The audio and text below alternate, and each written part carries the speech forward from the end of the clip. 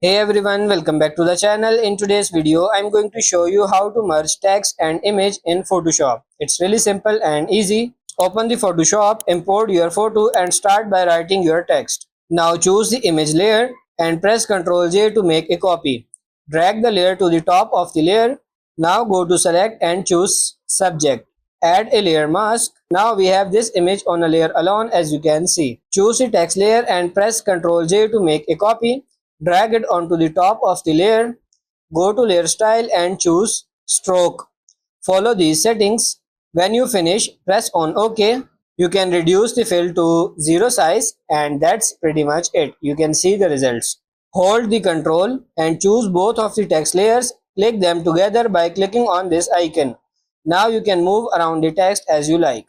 So that's pretty much it for this video. That's how to merge text and image in Photoshop. I hope this video was helpful. If it is, like it and subscribe to the channel. Thank you.